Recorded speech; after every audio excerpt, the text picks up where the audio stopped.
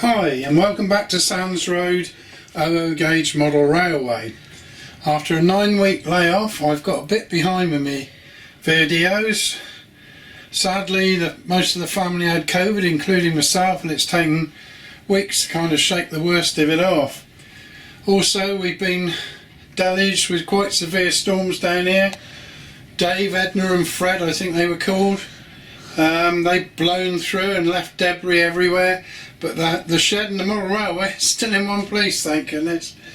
Anyway, what I want to tell you about today is how much progress I've managed to make with the infrastructure and the scenery, and hopefully it will continue over the next few weeks. We'll have another video as well.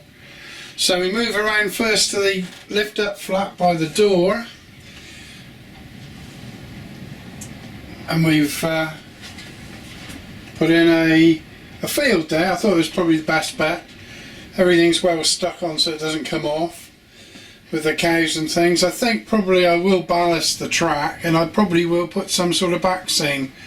I think Alan at Dragon Junction did that very successfully, so I'll probably follow his lead on that one. So yeah, we're happy with that. And then as we swing round to the back, you'll see that we've got houses and cottages now, raised up slightly. Used wall insulation board and carved it with just an ordinary carving knife, and then gave it 3 coats of neat PVA to give it a good shell, then painted it brown and went through the normal processes of putting down scatter materials and fine ballast to give it a road appeal. I think it's looking quite good. Could have done with more space in the corner, but I think it sits well with the back scene. Got a few bits of detail in there and a few bits still to add. There's supposed to be me stood on the bank with my grandson watching the trains. We haven't actually had a chance to see a train, me and him, yet, because we're 50 miles from a main station, although we've had a new service reinstated to Oakhampton. So we're hoping to take him on that fairly soon.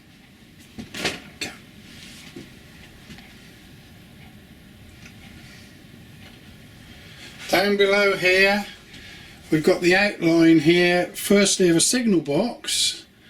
I'll explain in a minute. And then this area here will be a bus garage, a dual shared bus garage between Devon General and Western National, which used to operate into Paignton, which was my hometown, and Sands Road based on that. So it would have had a signal box at the northern end by what was Woolworths, and on the southern end we'd have had another one. We finished off coming across here.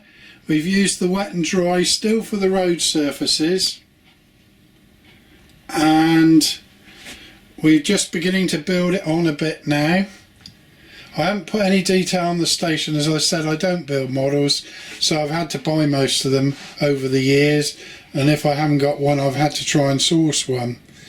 Very pleased with the outcome of this. The wet and dry looks quite realistic, and then this side of it we've got a playing area for the children, and a park which will have a couple of buildings at end, and probably a war memorial in there as well. Yeah, moving on again. The infrastructure's now gone into place here for 3 buildings.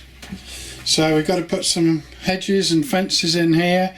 There'll be a modern single vehicle fire station there, a small utility garage there, and like a wood store come carpentry place on this end, which will then fill it up with the road running across the front of it.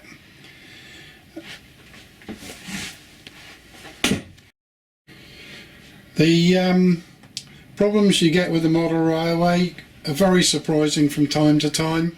Having watched a recent video of Butte Road, which is Andy Peters' layout, and the problems he's had with certain locomotives, I can sympathise with him.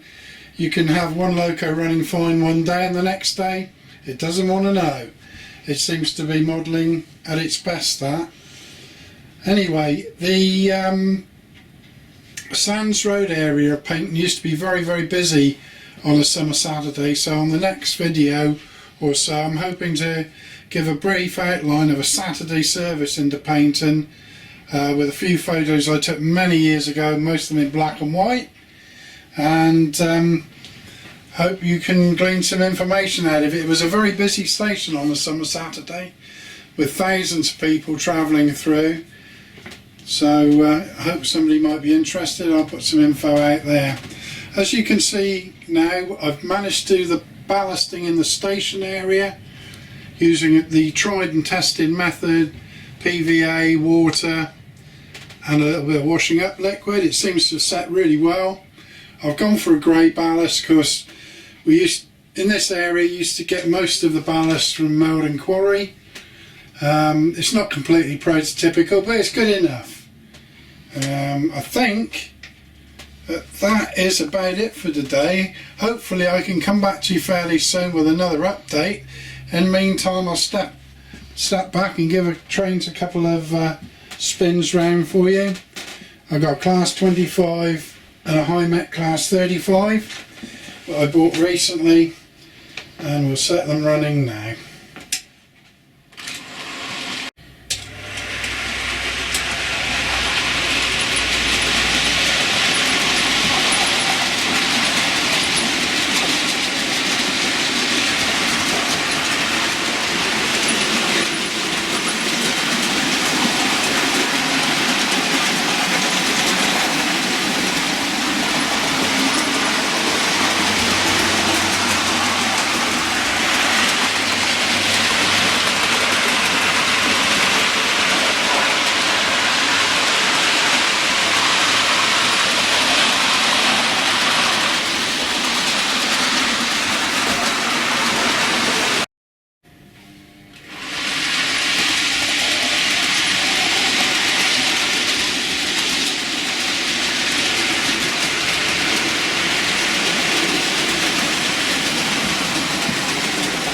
Right, while this class 35 and class 25 are going around, I'd just like to thank all the people that take the trouble to subscribe to my channel and the people that view it. I hope you get some enjoyment and some info out of it. Next time hopefully it won't be so long.